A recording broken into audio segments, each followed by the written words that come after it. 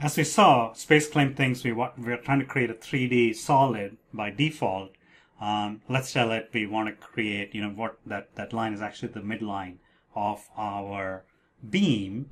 To do that, I need to go to the Prepare tab and create a profile. So I'll create on Profile and I'll say Rectangle, and I'll come over here, and it's created this under the Structure tab, and I'll right click and I'll say Rename. I'll rename it to Rect1, which is what Design Modeler called it. So in later videos the cross section is called Rect1, so to be consistent with that I renamed it. And then I'll right click and I'll say Edit Beam Profile, and the cross section is by default is 0.01 by 0.01, whereas in the problem specification we have 0.346 by 0.346. So let's change that. You have to go to the Groups tab. It's created a new system here. Go to the Groups tab, not in you might be in Structure by default. Go to Groups, click on Driving Dimension, click here and enter 0.346. And if I click on that again, it rounds it off to 2 decimal places. We'll have to change the display precision. Underneath the hood it has the full precision, so this doesn't happen. This doesn't affect what's under the hood and transferred into the solver. Similarly, let's change that to 0.346, and then if I come back to System, this over here, and click on Structure, okay, I will see that under Beam Profile, under Rectangle, the moment of inertia is key, IXX, because X here is the axis about which it's bending, and it's showing me 0. Again, that's a precision issue. So let's fix that. Fix the precision issues by going to File, Space Claim Options, under Units, for primary precision, interpret that as primary display precision, change that to 4, okay. And now you see, I see the moment of inertia to 4, precision of 4.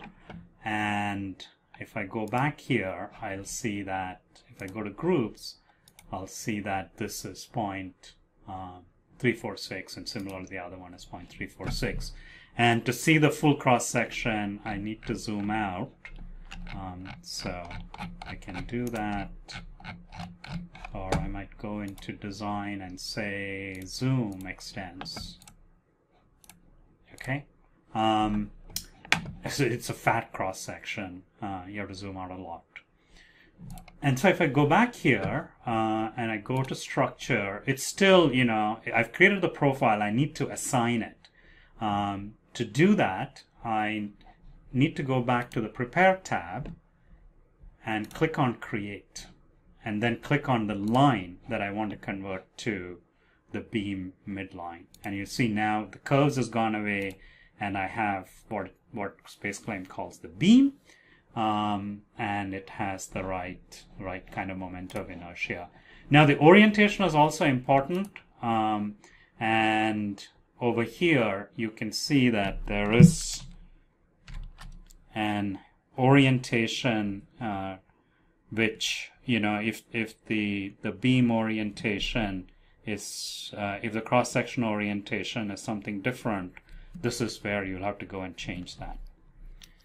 And you can display the current orientation by going under Display and saying Solid Beams, and I will click on Escape. In fact, I'll go to Design, select 3D Mode, and I'll select the Trimetric View. And you can see that,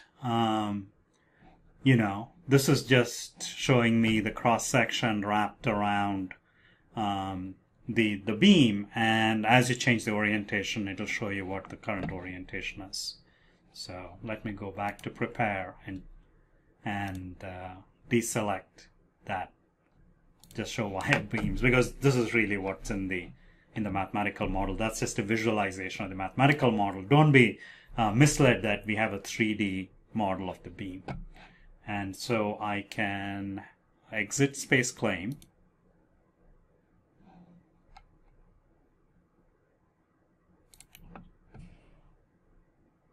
And I can go back to the workbench window, and then I'll say File, Save.